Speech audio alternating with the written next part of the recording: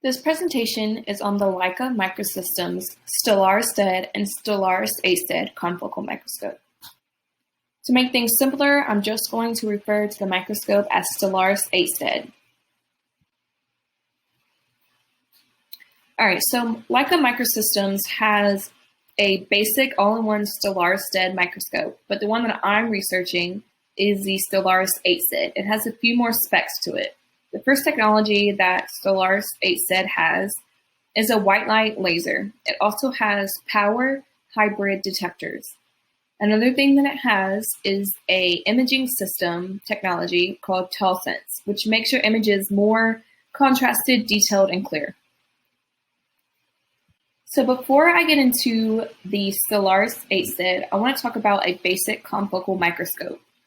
So we have parts of this microscope. We have the laser, mirrors, dye in the sample, a pinhole, and a detector. In this case, it's going to be a photomultiplier tube. So basically, the concept of a confocal microscope experiment, we would have a laser that's used to provide the light that is reflected off of a mirror. From there, the laser hits two mounted mirrors. These mirrors will scan the laser across the sample. Dye in the sample is fluoresced, and the emitted light gets descanned back into the same mounted mirrors, used to scan the light from the laser. The emitted light through the dichroic mirror is focused onto a pinhole. The light that passes through that pinhole is measured by our photomultiplier tube. So as you can see on this picture here, we have our laser. It hits the dichroic mirror, which then hits these two mounted mirrors and hits our sample. Our sample fluoresces and the light hits back onto these mirrors, goes to the pinhole and to the detector. The advantages and takeaways of a basic confocal microscope is that it has the ability to control depth of the field, elimination or reduction of background information away from the focal plane that leads to image degradation. It also has the capability to collect stereoptical sections from thick specimens. So now let's talk about the STELLARIS sted. Basically, with STELLARIS sted, we can see extra dimension than we could with a regular confocal microscope. We could see more detail, even weak signals. We can collect more accurate data across a wider spectrum of wavelengths, and we can access customizable technologies. So the basic specs of a STELLARIS sted is the technology. We have power hybrid detectors, which are fully optimized beam paths, and it also has white light lasers, and this all makes your images more detailed, clear, and accurate. We have more contrast in it, like I said before, and the power hybrid detectors are a technology that counts single photons and enable a unique set of fluorescent lifetime-based images applications. So basically, you get a high definition 3D image rather than a very undetailed image that you would get from a basic confocal microscope.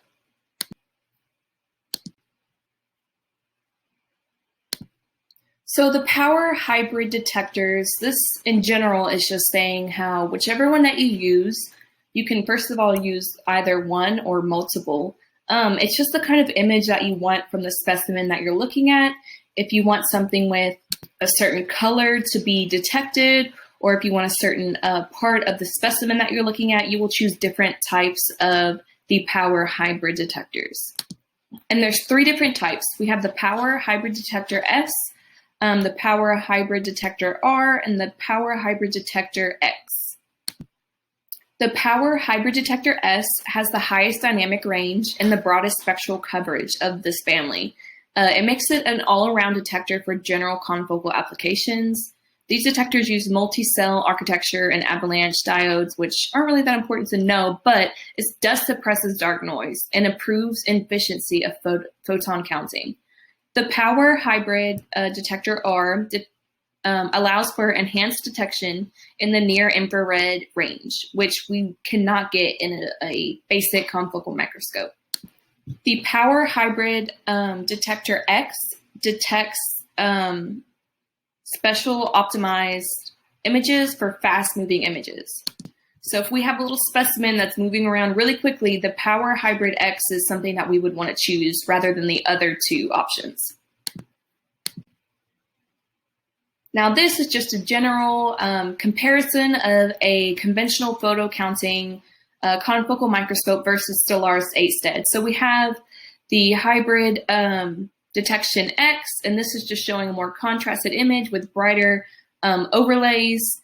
We have the hybrid detection S, which is a little more brighter than the one on the left. And we also have the hybrid detection R, which shows, again, a more brighter image. We can definitely see with the power counting, we get brighter fluorescence, and we can see a broad spectrum of colors. Whereas in a conventional photon counting confocal microscope, the images are very dim, they're not as detailed, and they're not as contrasted or bright. So with every one of the power hybrid detectors, we have Tall Sense, which basically enhances the photo. It provides high-speed photon counting, so we see more accurate photon on each sample. We can see fluorescence is better, brighter, a more range of colors. We have better image quality, and it removes undesirable fluorescences that mask your sample at a detailed level. With Tall Sense, we can also see the microenvironment at the cellular level and metabolic states. It also allows exploration of separate dyes based on their fluorescence. Now with Tall Sense, we have a few imaging tools. We have tall contrast, tall gating, tall scan, and tall separation. Tall scan and tall separation are going to be grouped together. You can customize whichever one you want based on the benefit of your research. Like whatever you are researching, whichever one of these that you choose will help out the research project. So the Tall Sense technology, we have tall contrast. It accesses information on the pH level, temperature, and ion concentration changes. It can map changes in the microenvironment. These changes can be mapped and visualized on the image. Tall gating can be used to remove unwanted or masking signals based on the photon arrival times. We have tall scan and tall separation. These distinguish fluorophores that could be used to separate with other tall spectral tools, which can be used to separate other tall spectral tools by using differences in photon arrival. Signals from different dyes are clearly separated, and this expands the potential number of combinations of fluorescent dyes that we can use in each experiment. So next we have the white light laser. This converts the light into basically a rainbow, so we have more colors to look at. Unlike traditional lasers, which are generally monochromatic or emit just a few laser lines, this one delivers multiples, such as 8. The key advantage of this is that it enables time-gated measurements, which are essential for the imaging behind Tall Sense.